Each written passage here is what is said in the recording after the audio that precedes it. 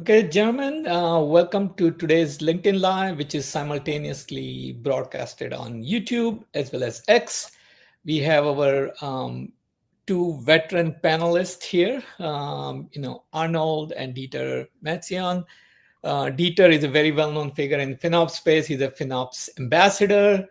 He currently works for Roku, handling their, FinOps. He's the FinOps lead at Roku, but he is previously has worked for Intuit, Google, very stellar resume. I don't have to tell more, but he will be sharing his point of view about how do we kind of optimize your savings using savings instruments available on AWS. And the goal here is like, how do we, most companies, they only get to like 60 to 80% using their savings instruments. The goal here is how do you go like best in class, 99% commitment coverage, because that's the easiest way to save money for a company, right? And along with Dieter, we have Arnold, who's a subject matter experts at NOps, architect of our AWS commitment management product. And Arnold also comes with a lot of experience in the field. He previously worked at 23andMe, and his engineer is the background. So he has dealt with this both from a practitioner side as well as now creating a product that has impressed the likes of Dieter and more, right? So let's get into, so let's get into this. So like I said, we will be talking about how do you get the best coverage and what are the strategies for doing so and why do it and what are the risks involved. We looked at the panelists today. Just a little bit about NOps. We do provide a complete cloud cost management platform, which includes our visibility platform, cost allocation, and then finally optimization platform, which has you optimize both rate and usage using our commitment management and our EKS optimization, which the whole thing product is structured around FinOps life cycle, inform, operate, and optimize. NOps is a premier AWS partner with multiple competencies. We process more than $2 billion in annual AWS spend for 1,000 or more customers on our platform. And we transact solely to AWS Marketplace. And our solution is deployed on AWS. We have, like I said, some really good customers who have saved, 47% or more on their cloud cost and monthly estimate of about 40 hours that team has saved using our solution. And we have customers like Sonos, Roku, iSpot TV, and more. With that, I'm going to hand it over to Arnold. Yeah, so I'm not going to read the slide. This is just just a reminder of the different commitment instruments that you would have for compute in AWS. I think everyone who's probably listening to it is familiar with this, and it just highlights the diversity and complexity in there. And let's just get right into the questions. First question. I think we lost Jintu. Hang on. Why don't you go ahead and read it, Arnold? Yeah. Oh, here we go. All right. Yeah. So the obvious question is, AWS already gives us discounts, savings plans, and RIs. If we already have 60, 80% coverage, what's automation? Why is it worth to talk to someone like NOps? Dieter. Yeah. So around this question, it's a very good question, and thank you for having me here. I really appreciate it. When it comes to savings plans, please do understand that on AWS, savings plans apply to the highest percentage savings first. So be aware that, let's say, if you have a Windows workload that has generally lower savings, and a Linux workload scales out during the day. So in the previous hour, your Windows workload may have had savings plan coverage, and now the savings plan applies to the higher savings workload, leaving your Windows workload uncovered, right? Let's just be aware that this savings plan product works like that, right? Not everyone is aware of that. So the sort of like at the lower end, at the lower percentage of savings, right, where the savings plan applies changes from hour to hour, making that product less predictable, right? That's one thing. Now, when it comes to convertible RIs, you can use the AWS API to make exchanges of convertible RIs. So, for example, if you have a $1 RI for 3 years, you can exchange it into a $3 RI over 1 year, just high level, right? So this will allow you to get additional coverage when your workloads change over the 24 hours of the day, right? So maybe you have during peak, you have 40, 50,000 virtual machines, and then off peak, you have 30,000 virtual machines or EC2 instances, right? That you need something to cover these peaks, right? While not over covering the valleys. So the convertible RIs allow an automation product like this one here to cover the peaks while freeing up coverage for the valleys. When we look at a savings plan, let's say you have a $10 per hour commitment, right, over 3 years. This is $260,000. The $10 an hour is a low watermark, right? You cannot, for the most part, you cannot push underneath it.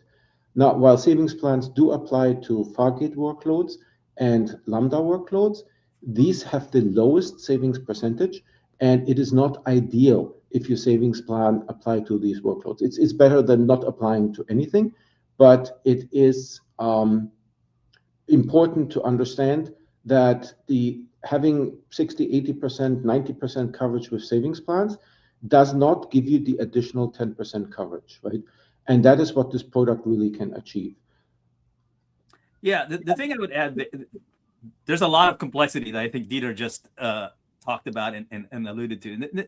The main point, if you take away nothing at all from here today, is that if you're not at 100%, well, you're never going to be at 100%. But if you're whatever level you are at, I think it is probable that there's an opportunity that can be had there, and with different tools, we may be able to help you achieve more savings. And specifically, Dieter alluded to CRI automation. We may even be able to do things like automate switching from spot to covered usage, with other tools. But the thing to take away here is that automation can help you achieve higher levels of discount, and it's almost always worth some amount of time to talk to a possible vendor like us to see if that opportunity is there. It may not be there, but if there's still, if you might be leaving money on the table, I guess is the short thing. Chita, let's go to the next slide. Next question. So we've been kind of talking a little bit about this, and Dieter, anything you want to expand on manual versus automated commitment management? Yeah, and that is a differentiating factor in the industry that a lot of FinOps practitioners are not aware of, right? There's a galaxy of vendors that provide manual RI management, right, or CRI management, versus there's only very few vendors that have fully automated commitment management, right? When we look at manual management, right, people make mistakes. And when it comes to RIs, over provisioning RIs, buying too many, or not buying enough, depending on how much your annual cloud spend is, right? These mistakes can be in tens of thousands or hundreds of thousands of dollars, right? So when we look at a manual process, right? Let's say Bob comes in the morning on Monday, and over the weekend, his wife told him that she's filing for a divorce, right? Bob is probably not going to have his head in the game on Monday, and probably not for the end of the week, right? So you don't want this to affect your business, right? An automated algorithm can have mistakes too. They are called bugs, but these bugs will surface every time that corner case is exercised, and the engineers get the opportunity to fix those bugs, right? Strengthening the algorithm over time, right? And that is preferable when you are in a situation where it's running the business, doing monotone day-to-day operations. You don't want to be in a Bob situation, right? Bob situations, I think interacting with people is desirable when you are already in an exception situation. Let's say you need to go and see a doctor, and you need to figure out what's wrong with you and how to fix that, right? People are good for that. For just running the business and getting things done, automation is preferred. Yep. I think we have a slide that kind of highlights a little bit of what we've talked about in these first two questions that we had kind of planned in advance. And what I want to talk through on this slide is what it shows. What is this is a sort of conceptual example of usage where there's some amount of on-demand usage, some amount of on-demand underused savings plans, as Dieter was talking about. And the main thing that we want to highlight here is that it is possible, not always, but but it's possible to have nearly a very high 90s% coverage where even with varying usage, I think so that and this is only made possible by automation. You can't do this manually. Trust me, I tried. I was doing some amount of manual work in previous things, and I could get some approximation, but you're basically like a hamster turning that wheel, hour by hour. And so, what I would recommend is that these are things that you can explore with us or even other vendors. But this is just showing what's possible. All right. Hey guys, so so automation. So what are like the drawbacks if I'm doing it manually, or what is if I have to do it manually? What it would take, right? Does it require time, skills? What is you guys have done it, right? So it would be a good idea to share like your experience and why you recommend automation. Right. The answer is you need domain expertise, right? As Dieter alluded, you don't want to make mistakes. You need time. The workloads are changing. In this kind of, this is a conceptual. You could change the scales here, but if you treated these things as hourly, you need to make hourly decisions, which is possible in with convertible RIs, and then you need data, you need tooling, and you need information that you can trust to make those decisions. Yeah, Peter, your thoughts on that? Yeah, humanly, it is really challenging to do that on an hourly basis, right? When I have done this for over 4 years at Intuit, we did weekly adjustments, right? That is the best that we were able to do. So you can push it up a little bit manually, but again, we are looking at an easy 10 to 20 hours a week investment, right? And you don't get that optimal coverage that a fully automated system provides. Yes, so two things, right? One, just to reiterate the point, you do need skills, and then you also need time, right? And on top of that, you're not getting the optimal solution. So time is money. So whether you have people on your staff, they need to get paid and everything else.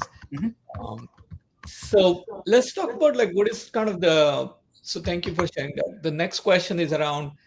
So let's say what is the incremental we get customers who are like, yeah, I'm already doing some of this, why I should give us some examples of what can be achieved in terms of potential savings, right? And how companies like Roku are like, why are they best in class, why are they achieving the high level of savings that most companies in the space they kind of go like 60%, 70 or 70% or 80% commitment coverage. And that means you're leaving dollars on the table. Dieter, you want to have some thoughts? Yeah, absolutely. At Roku, we spend between 150 and 200 million annually on public cloud. We are 80% on AWS, 18% on Google Cloud, and 2% on Azure. On AWS alone, we had the typical 80-90% savings plan coverage. When we tried a external vendor for the first time, they were able to add 10 to 20 million dollars of annual savings. So it is substantial, right? We definitely saw over 20% in additional savings, even though I was under the impression that I already did a fairly good job, which was surprising to me, right? These fully automated solutions have definitely advantages that are humanly not achievable, right? And we have some other questions around, how much that costs and those kind of things. But here, how do we measure it? One thing that I did is I tracked the compute spend. So on AWS, this is the EC2 product, and how much we list pricing would have been, how much was the coverage with the savings plans that I purchased, and what was the additional coverage that the vendor was able to achieve, right? And then I subtracted the cost of the vendor product from that, right? And I tracked net savings month over month. And, after like 12 months, I had a really decent spreadsheet that showed that 10 to 20 million additional savings number, right? Even after we paid the vendor.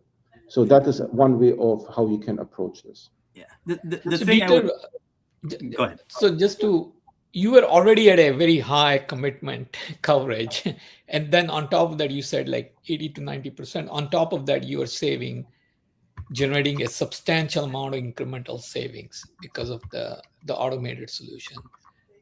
Yeah, Arnold, you want to share Yeah, your thoughts? the thing I would add here is there may be opportunities beyond the dovetail into if you have very high coverage, it may be pointing out that your usage may also need management, and if your usage is very flat because and the way you're able to achieve high coverage is because your usage is very flat, maybe your usage needs to become more dynamic. But we'll get to some of that. Maybe we'll get to that. Something like that. I'll defer that, and let's go to the next question. Sounds good, yeah. Because this could be both ways, right? Like you recommend automation, but what are the risk of adopting automation, or you can address it whichever way you want. If what I would do is I would invert this question. So I would ask the question like, well, what are the risks of not adopting automation? Yeah. Right. And the answer is there's opportunity risk or opportunity cost. You're possibly missing on savings. I think, Dieter, you already kind of you told the story there, and I think I would think of this as there's an opportunity. I think there's a low cost way or no cost way to evaluate to see, and so I think the risk is in the other direction. That is, if you're not adopting these solutions, how much money are you leaving on the table? Maybe there isn't, but I would argue that if there's not much money on the table, there's probably different opportunities elsewhere. In which case, this might not be the place. But in the suite of FinOps actions, there may be other optimizations that are present. Yeah, I would like to add actually a couple of things, Chintu. It is important for potential customers to understand that this solution was designed to a drop in and forget about it, right? It was literally designed to not cause any outages. So that is number one, right? So adopting such a solution is very low risk. How much effort is it to adopt such a solution? It is also relatively low effort, right? These vendors have an identity and access management policy. So it's an IAM JSON file that you need to run at least the master payer account.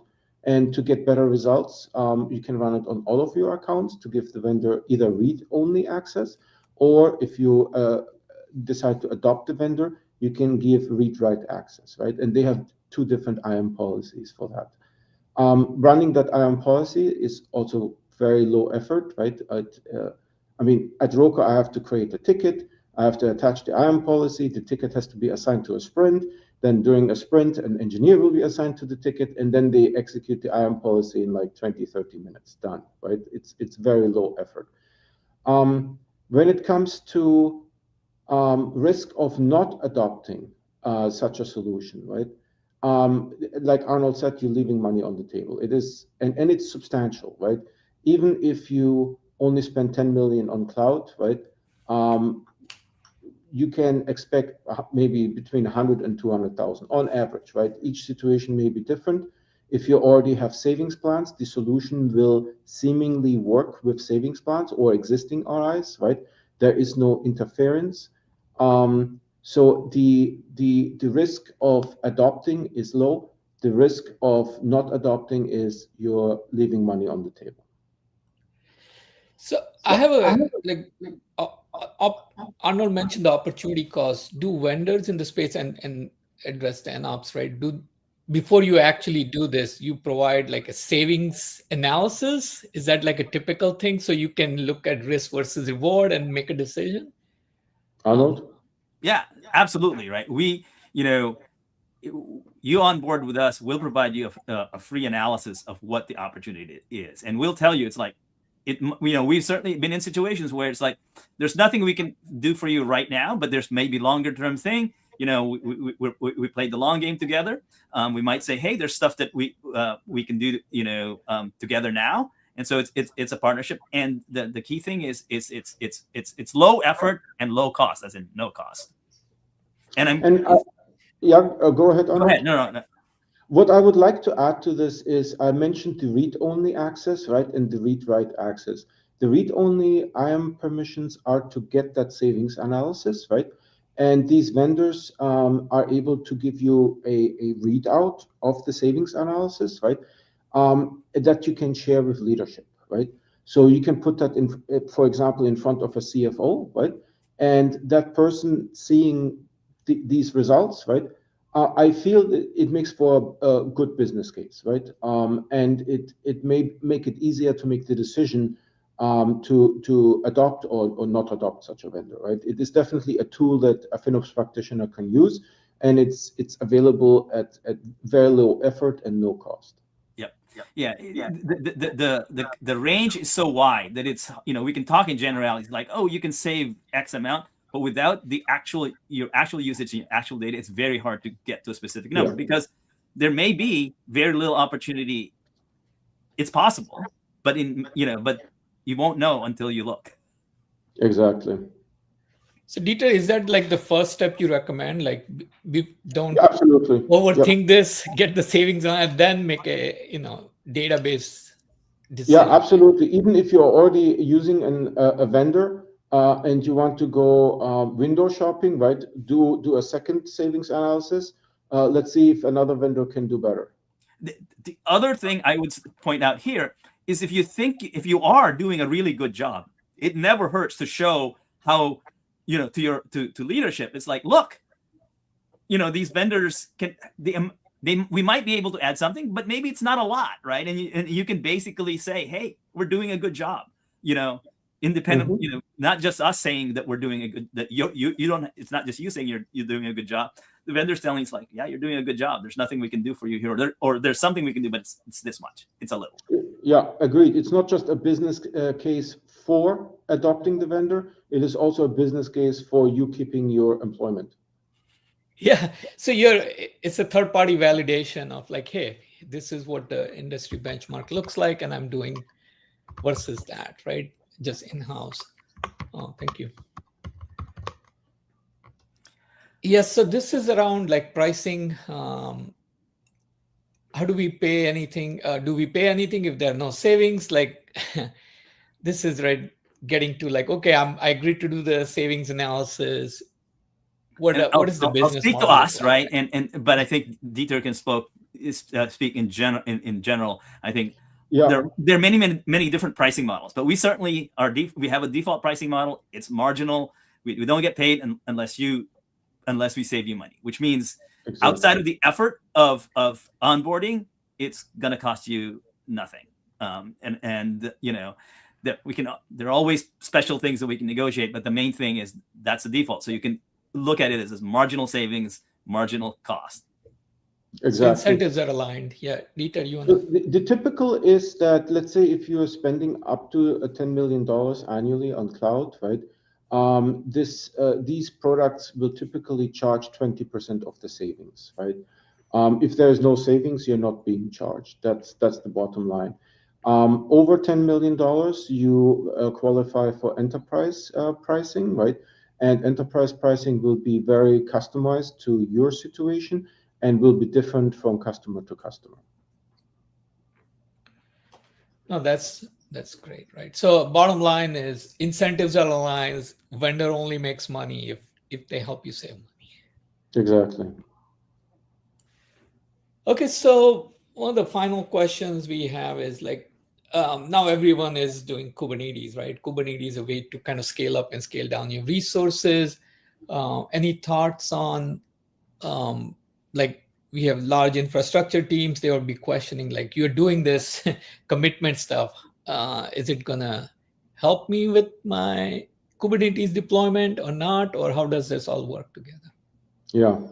So for these commitment management automated products, it doesn't matter what type of compute you're using, right? You can be using Kubernetes, you can be using AI, as long as they are commitment products. These solutions will cover that compute with convertible reserved instances, right? So it doesn't matter if you have Kubernetes, if you have GPUs, training TPUs, right? As long as the cloud vendor provides commitments for these solutions will apply seemingly to that, and they will not interfere with them as well, right? So it doesn't matter how your Kubernetes workload looks like. If you're using GPUs in this thing, if you have databases in this thing, if you have transactional processing in your Kubernetes, right? Like Roku does, where we connect your video stream with a content delivery network, so that is closest to you, right? That is done by a little container that makes that handshake. And it doesn't matter how you're using Kubernetes, what the compute usage looks like. These products are able to optimize across them. Now, NOps, I believe, Arnold, has an EKS product as well that provides additional optimizations. Maybe you can speak around that. Yeah, so we have a product that coordinates and looks at commitment management. So, one thing I didn't mention in the beginning here, right? If you can do spot computing, you should be doing spot computing, just even though I'm in the commitment management space. So that's the ultimate, best commitment is no commitment kind of solution. But sometimes you do that. But if you have a mixed environment, we have automation that will try to switch your will coordinate switching your Kubernetes from spot to on demand covered by commitments if you have commitments that would otherwise go unused, like a savings plan that we can't manipulate. But yeah, so there's that. So you can do a comprehensive solution. And then to what Dieter already said, your computing should be dynamic, and the feature that we're talking about specifically for this commitment management thing is that as we showed in that slide, we can deal with dynamic and we can deal with hour by hour type changes. And so, in a sense, whoever's running the Kubernetes clusters can just do what they want, and the commitment management will just do its best to follow. Exactly. I think we are towards the end of. We have 1 minute. Shintu, are there any live questions, additional questions that might have come in? No, I think we have covered them all. We are closing in. So like to kind of wrap up this with some final thoughts from what I heard, like, hey, regardless of where you are, whether you're covering 80%, 90%, given how the vendors work, right? You get a free savings analysis. You should be kind of at least get that, whether you want to use it to build a business case for a vendor or for yourself, right? To see how well you're doing against what's possible. And it doesn't, if you decide to buy a solution like this, the incentives are aligned. There's no out-of-pocket cost. It's based on percentage savings. So with that, Dieter, you have some final thoughts, and then followed by Arno before we we are at the half-hour mark, so I just want to quickly say, if you are one of those people that is doing self-management with savings plans and RIs, right? Do a free savings analysis, right? You won't know how much you are leaving on the table until you do that analysis. and it is very low effort, and it is free. So I like free as a FinOps practitioner. Who doesn't like free, right? Yeah. Exactly. No, I'll echo that, and I want to thank Dieter for his time. Oh, absolutely. Thank you for your time for watching. Yeah, thank you. Excellent Thank you for having discussion. me. I definitely learned a lot. Thank you. You guys take care. Bye.